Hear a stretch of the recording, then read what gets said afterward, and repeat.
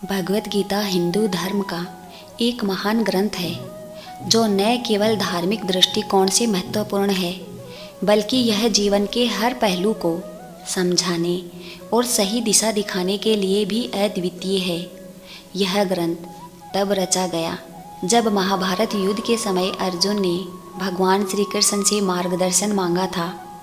अर्जुन के मन में चल रहे सवालों का समाधान करते हुए श्री कृष्ण ने जो ज्ञान दिया वह आज भी हमारी जिंदगी में प्रेरणा और मार्गदर्शन का स्रोत बना हुआ है।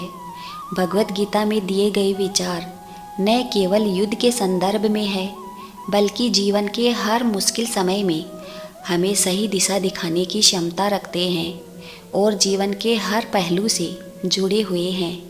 चाहे वह कर्तव्य हो, प्रेम हो, भक्ति हो या फिर आत्मज्ञान, हर स्थिति में भगवत गीता हमें प्रेरित करती है जो न सिर्फ आपकी ज़िंदगी में नई रोशनी ला सकते हैं बल्कि आपको आगे बढ़ने की शक्ति भी देंगे। भगवत गीता का एक मुख्य संदेश यह है कि हमें अपने कर्तव्य का पालन बिना फल की चिंता किए करना चाहिए। अपने कर्तव्य को सही तरीके से निभाए तो हमें उसके परिणाम की चिंता करने की आवश्यकता नहीं होती। सफलता और असफलता दोनों जीवन के हिस्से हैं, लेकिन अगर हम अपने काम में पूरी मेहनत और ईमानदारी डालते हैं तो परिणाम अपने आप अच्छा होगा। यह विचार जीवन में हर चुनौती का सामना करने के लिए हमें साहस देता है और हमें आगे बढ़ने की प्रेरणा देता है। भगवान श्री कृष्ण ने आत्मज्ञान को बहुत महत्वपूर्ण बताया है। उनका मानना था कि आत्मा अमर है और शरीर नश्वर। उन्होंने कहा कि जो आत्मा है वह न कभी जन्म लेती है और न कभी मरती है। जीवन की चुनौतियाँ और दुख केवल शरीर से जुड़े हुए हैं, आत्मा इन सबसे परे हैं। आत्मज्ञान का मार्ग हमें अहंकार और भौतिक सुखों से ऊपर उठने में मदद करता है। जब हम अपनी आत्मा को समझते हैं तो जीवन में आने वाले कष्ट और कठिनाइयों को हम सहन कर सकते हैं और एक नई सकारात्मक दृष्टि के साथ जीवन जी सकते हैं। भगवत गीता हमें सिखाती है कि धैर्य और संतुलन जीवन में बहुत ज़रूरी है। सफलता और असफलता में एक जैसा व्यवहार करो, चाहे परिस्थितियाँ जैसी भी हो। हमें अपना मन स्थिर संतुलित रखना चाहिए। जीवन में उतार चढ़ाव हमेशा आते जाते रहते हैं, लेकिन अगर हम दोनों स्थितियों में समान व्यवहार करते हैं कि ईश्वर की भक्ति और प्रेम जीवन के कठिन समय में हमें शक्ति देते हैं।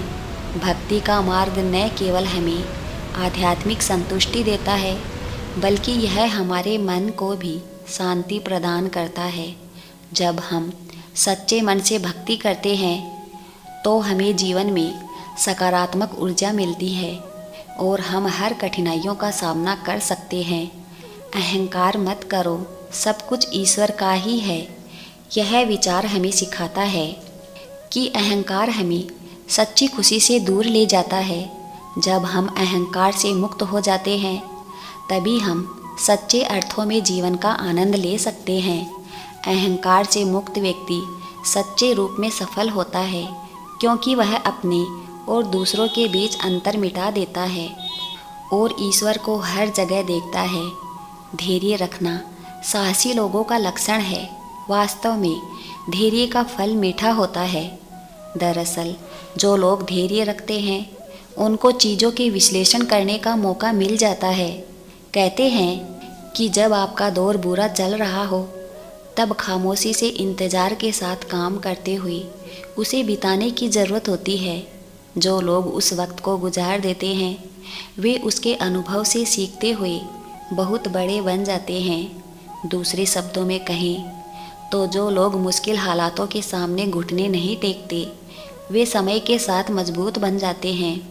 लेकिन इस मजबूती तक पहुंचने के लिए पहले उनको धैर्य की परीक्षा को पास करना होता है। किस्मत एक दिन बदलती ज़रूर है और जब बदलती है तो सब कुछ पलट देती है। इसलिए अपने अच्छे दिनों में अहंकार न करें और बुरे दिनों में धैर्य को भीतर धारण करें।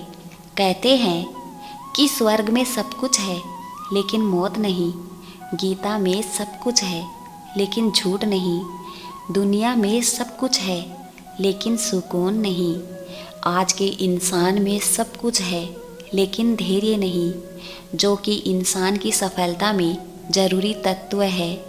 इसलिए समय चाहे जैसा हो, धैर्य और संयम बनाए रखे, इसी में सफलता की कुंजी निहित है। जय श्री कृष्णा। राधे राधे।